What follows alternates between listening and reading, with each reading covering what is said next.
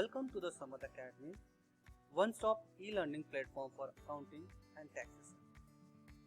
इस वीडियो में हम डिस्कस करेंगे TDS provision under GST. GST provision में जो ये टीडीएस का कॉन्सेप्ट दिया हुआ है, that is as per section 51 under rule 66, ये किस तरह से वर्क करता है और ये किस तरह से इनकम टैक्स के टीडीएस से डिफर करता है। इस वीडियो में हम पूरी डिटेल एनालिसिस के साथ साथ एक केस स्टडी को भी सॉल्व करेंगे और साथ ही साथ इसकी एंट्री टैली प्राइम में कैसे रिकॉर्ड की जाएगी उसको भी हम देखने वाले हैं। तो चलिए शुरू करते हैं। सबसे पहला सवाल आता है कि ये टीडीएस प्रोविजन है क्या? What is TDS provision under GST? See, TDS की अगर बात आती है तो नॉर्मली हम ये समझते हैं जो ये टीडीएस इनकम टैक्स के हिसाब से चार्ज किया जाता है, that is as per call section 192 salary, 194H for commissions. ये जितने भी इनकम टैक्स के सेक्शंस होते हैं जो इनकम टैक्स से रिलेटेड है वो डिफरेंट टीडीएस तो ऑलरेडी जो इम्प्लीमेंट है, लेकिन इसके अलावा जीएसटी के कॉन्सेप्ट में that is as per section 51 rule 66 उसमें भी एक टीडीएस का प्रोविजन दिया हुआ है। वो कहता है कि जब भी आप किसी स्पेसिफिक तरह के कस्टमर्स या फिर बायर को कोई प्रोडक्ट या सर्विस सेल करते हैं आफ्टर सर्टेन टर्नओवर, तो उस केस में अंडर जीएसटी आपको तो जीएसटी चार्ज करना ही करना है, यानी कि आप जीएसटी चार्ज करोगे 10,000 रुपए का प्लस उसके ऊपर जीएसटी भी चार्ज करोगे। अब होता क्या है कि इस केस में जब भी आप जीएसटी चार्ज करोगे तो सामने वाला पार्टी आपको पेमेंट करते वक्त टीडीएस काट के पेमेंट करेगा। So as per CGST section 51 under CGST rule, there is a provision of TDS deduction under GST. So under GST TDS का एक प्रोविजन दिया हुआ है जो एक तरह का TDS called tax deducted at source और एक तरह का बेसिक ऑन सम परसेंटेज जो आपका नेट वैल्यू होता है, टैक्सेबल वैल्यू, उसके ऊपर कैलकुलेट किया जाता है और ये अमाउंट डायरेक्टली गवर्नमेंट के अकाउंट में डिपॉजिट कर दिया जाता है, जो कि गवर्नमेंट के लिए एक तरह से रेवेन्यू का काम करता है। हम थोड़ी देर में ये केस स्टडी भी देखेंगे और समझेंगे एग्जैक्टली ये काम कैसे करता है। तो अगला सवाल आता है, who is liable to deduct TDS under GST law? तो वो कौन से पार्टी है जो कि टीडीएस काटेंगे, that is under GST law कौन सी पार्टी जो है वो टीडीएस काट सकते हैं? तो बेसिकली अगर आप इनमें से किसी पार्टी के साथ डील करते हो जो कि डिपार्टमेंट या फिर इस्टेब्लिशमेंट ऑफ सेंट्रल गवर्नमेंट और स्टेट गवर्नमेंट, यानी कि किसी डिपार्टमेंट या सेंट्रल डिपार्टमेंट के साथ काम करते हो या स्टेट के साथ काम करते हो, उन्हें कोई इनवॉइस रेज करोगे तो डेफिनेटली वो टीडीएस जो इनकम टैक्स है वो तो चार्ज करेंगे ही करेंगे। उसके अलावा जीएसटी लॉ का जो टीडीएस है वो आपसे डिडक्ट करेंगे आपके दैट इज इनवॉइस वैल्यू से।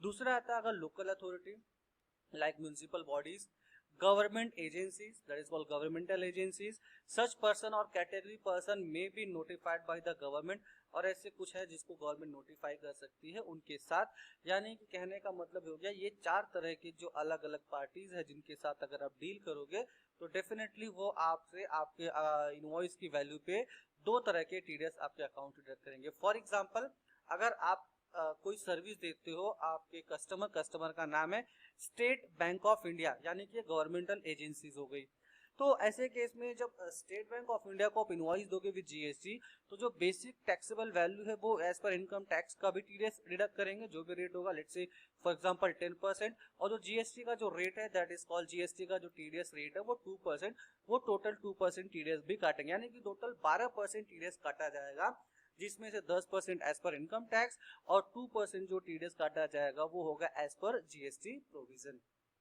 हाँ, तो जीएसटी प्रोविजन में ये भी है कि रेट आपका जो है 2% है, बट जब एक इनवॉइस की वैल्यू एक्सीड करती है 2.50 लाख अंडर सिंगल कॉन्ट्रैक्ट, यानी कि अगर total value worth rupees 2.5 lakh and above है तो डेफिनेटली आपको 2% टीडीएस काट के ही पेमेंट मिलेगा फ्रॉम योर बायर। अगला क्वेश्चन आता है कि एक्चुअली में ये पूरा का पूरा सिनेरियो वर्क कैसे करता है। तो यहाँ पे मैंने कुछ स्टेप्स लिख रखे हैं, स्टेप्स को एक्सप्लेन करने के लिए मैंने कुछ इलस्ट्रेशन लिखा हुआ है जो कि मैं आपको थोड़ी देर में एक्सप्लेन करूंगा, तो पूरा डिटेल में ये कॉन्सेप्ट आपको समझ में आ जाएगा। तो ये वर्क कैसे करता है, सी ये स्टार्ट होता है कि आप किसी पार्टी को इनवॉइस रेज करोगे जो कि वो उन चारों लिस्ट में से कोई एक पार्टी होगी। फॉर एग्जांपल मान लीजिए स्टेट बैंक ऑफ इंडिया को आपने इनवॉइस रेज किया, वहां से आपको पैसा मिलेगा, तो वहां से आपको जो पैसा मिलेगा वो टीडीएस काट के मिलेगा। एक टीडीएस कटेगा आपका इनकम टैक्स का, दूसरा कटेगा जीएसटी का टीडीएस। तो सामने वाली पार्टी आपसे जो टीडीएस काट के पैसा देगी, जो आपसे टीडीएस काटा है बेसिकली दो तरह का, एक तो इनकम टैक्स का टीडीएस काटा है, दूसरा जीएसटी का टीडीएस काटा है। तो जो इनकम टैक्स का टीडीएस है वो तो इनकम टैक्स में फाइल करेंगे, दैट इज मान लीजिए 194J में काटा, तो 194J में वो अपना जो रिटर्न फाइल करेंगे उसके हिसाब से आपको उसका जो टीडीएस अमाउंट है वो 26AS में दिखेगा। That is called income tax का जो 26AS रिपोर्ट होता है, जहाँ पे जितने भी टीडीएस काटे जाते हैं एज पर इनकम टैक्स, वहां पे आपको वो रिफ्लेक्ट करते हैं। लेकिन जो जीएसटी का टीडीएस वो आपसे चार्ज करेंगे, उसके लिए वो जीएसटीआर 7 फाइल करेंगे। अब वो जैसे जीएसटीआर 7 फाइल करेंगे, उसके बाद वो आपको एक फॉर्म इशू करेंगे जिसका नाम है जीएसटीआर 7A। अब फॉर्म इशू की बात करो, छोड़ दो, फॉर्म की बात बाद में करते हैं। लेकिन जैसे ही मैं बात करूं कि हाँ उन्होंने अगर जीएसटीआर 7 फाइल कर दिया, तो वो जो टीडीएस और टीसीएस है वो आपके जीएसटीआर 2A में दिखाई देने लगता है। आपके जीएसटीआर 2A में जाके आप टीडीएस टीसीएस का सेक्शन जाके वेरीफाई कर सकते हो। उन्होंने जितना भी टीडीएस आपसे काटा है अंडर जीएसटी, वो आपको वहां पे दिखाई देना स्टार्ट कर देगा। फिर आपको करना क्या, आपको वेरीफाई करना है TDS TCS online by supplier GST portal. मैं थोड़ी देर में आपको दिखाऊंगा, आप जाके जीएसटी पोर्टल पे वो वेरीफाई कर सकते हो। आपको टीडीएस टीसीएस रिटर्न फाइल करना होगा, बहुत सिंपल फाइल करना। और जैसे आप फाइल करते हो तो उन्होंने जितना भी टीडीएस, मान लीजिए 1000 रुपए जो उन्होंने काटा है, वो आपके इमीडिएटली आपके कैश लेजर बैलेंस में रिफ्लेक्ट करना स्टार्ट हो जाता है। यानी कि वो पैसा आपके ई कैश लेजर बैलेंस में पोर्टल पे आ जाता है। आप उस पैसे को आप चाहो तो विड्रॉ कर सकते हो अपने बैंक अकाउंट में, या फिर उस पैसे का यूटिलाइज आप क्या कर सकते हो, अपनी किसी रिटर्न्स की लायबिलिटी को एडजस्ट करने के लिए कर सकते हो। तो इस तरह से मोटे मोटे तौर पे ये पूरा का पूरा वर्क करता है। इसको प्रैक्टिकल वे में देखते हैं एक्चुअल में कैसे होगा। तो केस स्टडी मैंने यहाँ पे लिख रखा है, इस केस स्टडी को समझते हैं। Company made a sales of INR 5 lakh, यानी कि हमने 5 लाख रुपए का सेल किया है। अब वो सेल गुड्स रिलेटेड है, वो सेल सर्विस रिलेटेड है, वो इंपॉर्टेंट नहीं है। इंपॉर्टेंट है कि 5 लाख रुपए का सेल किया है तो हिंदुस्तान पेट्रोलियम, जो कि मतलब टीडीएस में ही आते हैं बिकॉज गवर्नमेंटल एजेंसी कही जाएगी, जिसका जीएसटी नंबर XYZ दिया हुआ है। 2 अप्रैल को आपने इनवॉइस रेज करते हो 5 लाख पे 18% का जीएसटी चार्ज किया, ठीक है ना। सामने से जब पैसा आपको रिसीव होता है, amount was receivable after TDS deduction under income tax provision at the rate 10%। यानी कि जब सामने वाली पैसा आपको पार्टी पैसा पे करेगी तो इनकम टैक्स प्रोविजन के हिसाब से 10% टीडीएस और जीएसटी टीडीएस प्रोविजन के हिसाब से 2% वो जीएसटी टीडीएस भी चार्ज करेंगे, और देन आफ्टर आपको बैलेंस मिलेगा। तो कैसे होगा कहानी, यहाँ से स्टार्ट कैसे होती है। इनवॉइस का बेस वैल्यू क्या है, आपका इनवॉइस का बेस वैल्यू है 5 लाख रुपीज, तो यहाँ पे आपको 5 लाख ले लेना है। आपका जीएसटी जो है 18% से, वो जीएसटी का 18% रेट, तो आपकी जो इनवॉइस की वैल्यू बन जाती है वो बन जाता है 59,000। ये आपकी होगी इनवॉइस की वैल्यू। तो अब जब आप सामने वाले को 5,90,000 का इनवॉइस दोगे, तो सामने वाला पार्टी पेमेंट करते हुए क्या करेगा, less TDS 10% as per income tax provision, that is called IT income tax provision. वो किस पे 10% चार्ज करेंगे, 5 लाख की बेस वैल्यू पे। कितना हो गया 50,000 लेस चार्ज करेंगे वो TDS 2% as per GST provision. तो जीएसटी का लॉ उसके हिसाब से वो 2% चार्ज करेंगे।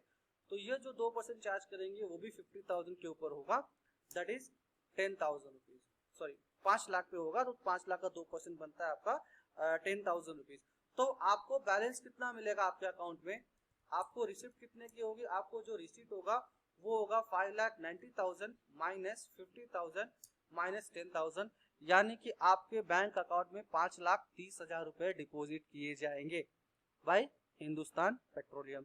हिंदुस्तान पेट्रोलियम आपको 5,30,000 का अकाउंट में पैसा देगा। तो आपको ये इस तरीके से वर्कआउट करना है कि ठीक है इनवॉइस की वैल्यू 5,90,000, इसमें से उन्होंने 10% का टीडीएस काटा रहेगा, 2% का टीडीएस। नॉर्मली होता है क्या, अब यहाँ पे क्या हो रहा है, टोटल टीडीएस 60,000 काटा है। जब आपका अकाउंटेंट, आपका टैली यूजर या फिर कोई भी सॉफ्टवेयर यूजर जब एंट्री मारता है रिसीट की, तो वो क्या देखता है कि मेरा आना चाहिए था 5,90,000 और 5,30,000 आया, तो वो ये क्या समझता है कि 60,000 पूरा का पूरा टीडीएस है। लेकिन वो इस टीडीएस को सेग्रीगेट नहीं कर पाता है कि ये 10% इनकम टैक्स का टीडीएस है और 2% जीएसटी का टीडीएस है। तो 60 के 60,000 को पूरे के पूरे तरीके से क्या करता है, वो TDS as per income tax में डाल देता है। और जब ये 60,000 रुपए का टीडीएस वो 26AS के साथ मैच करने बैठेगा आपका अकाउंटेंट, तो 26 AS के साथ आपका अमाउंट मैच नहीं करेगा, वहां पे कितना दिखाई देगा, सिर्फ 50,000। जो ये 50,000 है आप इसको कहाँ पे वेरीफाई करोगे, आप इसको 26 AS में वेरीफाई करोगे ये अमाउंट को। तो अगर उस यूजर ने 60,000 रुपए की एंट्री मार दी पूरी की पूरी और 26 AS में जाके वेरीफाई करेगा, 10,000 का डिफरेंस मिलेगा। क्यों? क्योंकि ये 10,000 26 AS में नहीं दिखेगा। ये 10,000 आपको कहाँ पे दिखेगा, ये आपको GST पोर्टल पे दिखेगा after filing GSTR 7 by your customer. तो इस तरीके से आपको GST पोर्टल पे ये वेरीफाई करना है और इसको 26 AS में वेरीफाई करना है। ये तो हो गया। अब काम करते हैं, चलिए एंट्री रिकॉर्ड करके दिखाता हूं आपको मैं। एंट्री रिकॉर्ड करने के बाद मैं आपको GST पोर्टल पे वेरीफाई करके दिखाता हूं कि किस तरह से काम करता है। तो चलिए हम टैली प्राइम में आ चुके हैं। आप इस एंट्री को चाहे टैली प्राइम में रिकॉर्ड करें, चाहे टैली ERP9 में रिकॉर्ड करें, that is not important. Important is that कि वो एंट्री रिकॉर्ड कैसे करनी है। तो सबसे पहले शुरुआत करते हैं सेल्स की एंट्री रिकॉर्ड करने के लिए। मैंने masters and other files already मैंने बना रखी है, दैट इज मास्टर्स ऑलरेडी बना रखे हैं, तो मैं उसको यहाँ पे एक्सप्लेन नहीं करूंगा। ये है आपकी पार्टी हिंदुस्तान पेट्रोलियम। आपने मान लीजिए कोई ट्रेनिंग सर्विस दी है, मान लीजिए कॉर्पोरेट ट्रेनिंग दी है वर्थ ₹5 लाख, कॉर्पोरेट ट्रेनिंग दी है फॉर 1 मंथ ट्रेनिंग पीरियड। जो भी आपने ट्रेनिंग दी है उसका डिस्क्रिप्शन यहाँ पे एंटर कर दीजिए, मैं डिटेल में एंटर नहीं कर रहा हूँ। वर्थ ₹5 लाख।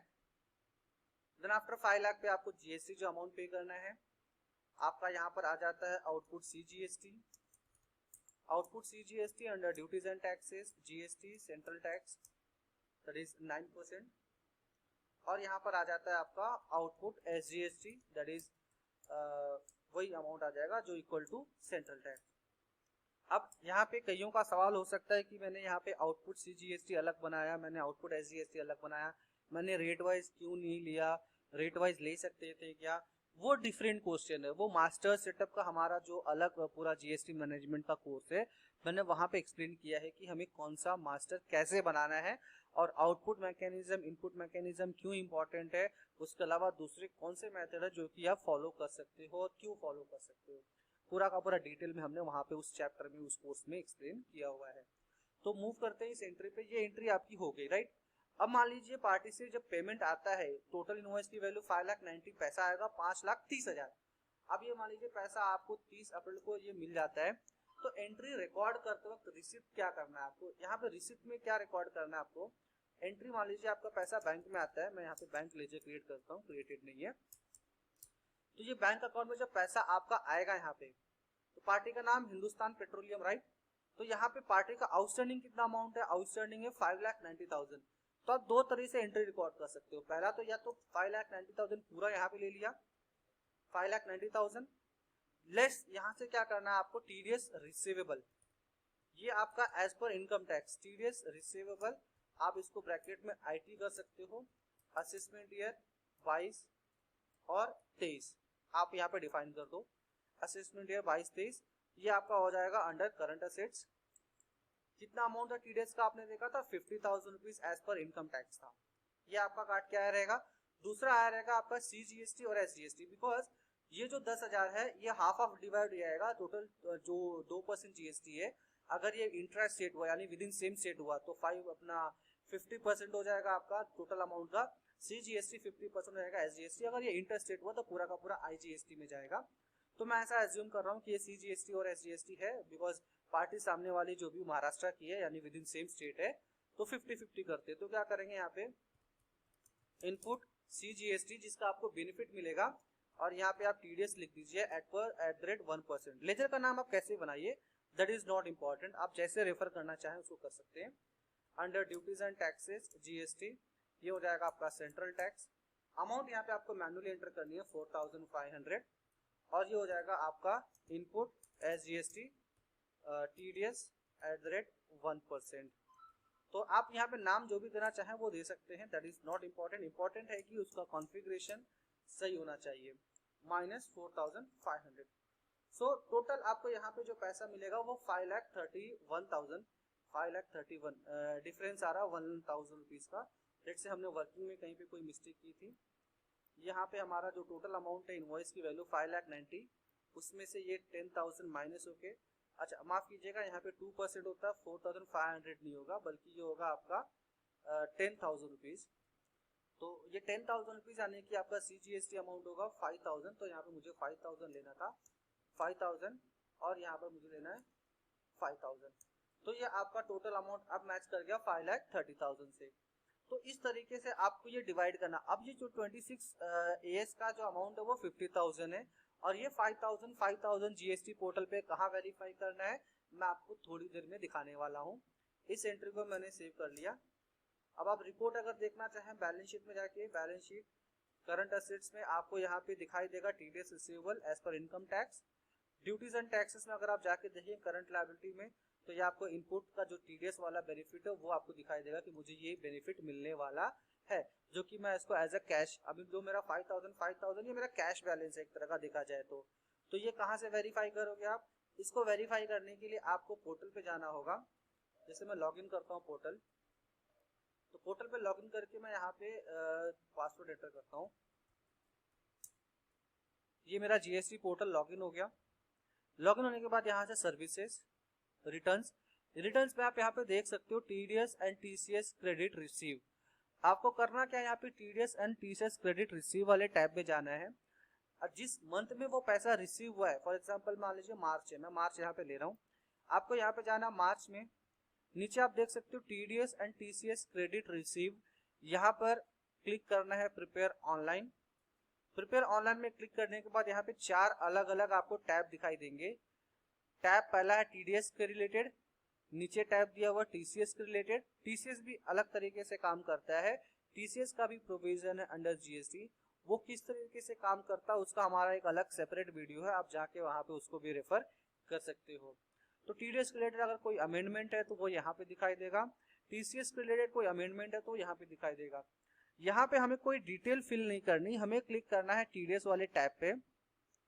आपके बायर ने जो भी इनवॉइस फाइल किया रहेगा, दैट इज GSTR 7 फाइल किया रहेगा, वो इनवॉइस यहाँ पे हमें लिस्टिंग में दिखाई देनी स्टार्ट हो जाती है।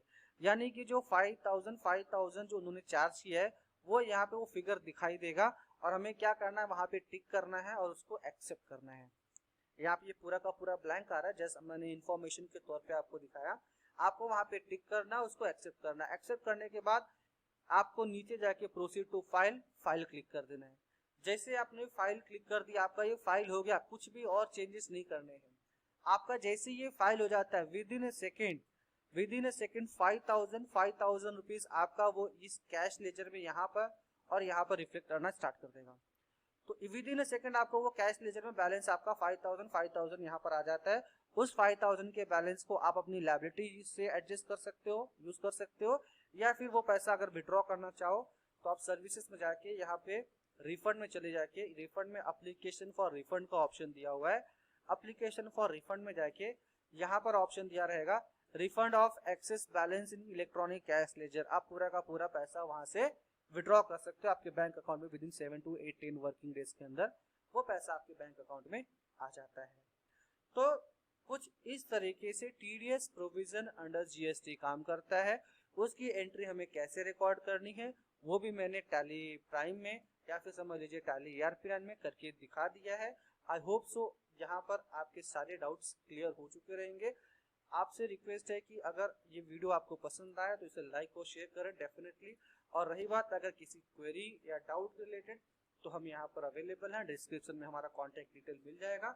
आप हमसे कॉन्टैक्ट करके किसी तरह की क्वेरीज या फिर किसी तरह की ट्रेनिंग के बारे में इंफॉर्मेशन लेना चाहते हो तो डेफिनेटली हम आपको अवेलेबल करा सकते हैं। मिलते हैं नेक्स्ट वीडियो में, till the time thank you.